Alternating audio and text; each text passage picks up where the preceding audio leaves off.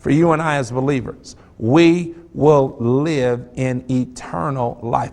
And we've learned here on Life Point that eternal life doesn't begin on the other side. It starts now. We have the presence of God living in us now. But the distinction is that where we live now, we have to coexist with the shadow of death.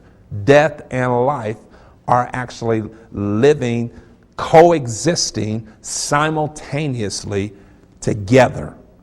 In eternity, on the other side of where we are right now, we will not have to coexist with death. As a matter of fact, that is the great separation.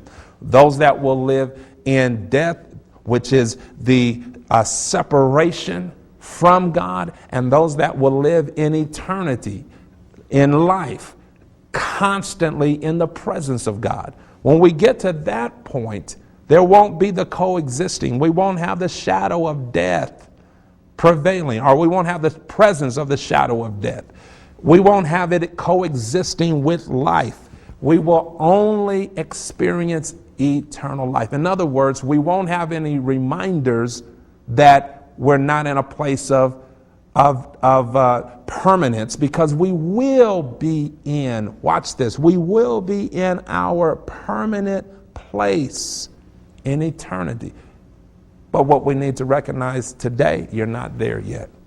Where I am now is not where I'm going to permanently remain. In eternity, I want to make sure I get this clear.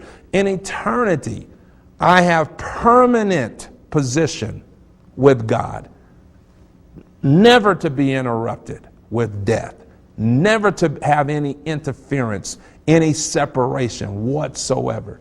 On this side, where I live now, we have the constant reminder that I'm not here permanently. But as a matter of fact, that's a good thing, to remind me that where I am now is not where I will remain. So the shadow, we're walking through the valley of the shadow of death. We're walking through the valley that constantly reminds us that we are not going to permanently remain, that we are coexisting with life and death, having to experience life and death. Right now, we have to experience gain and loss. Right now, we have to experience victory and sometimes defeat. Right now, we have to experience blessings. We have to experience good days. We have to experience the positive. But alongside, we also have to experience the negative. We also have to experience the pain. But in the life to come, all those things will be dismissed.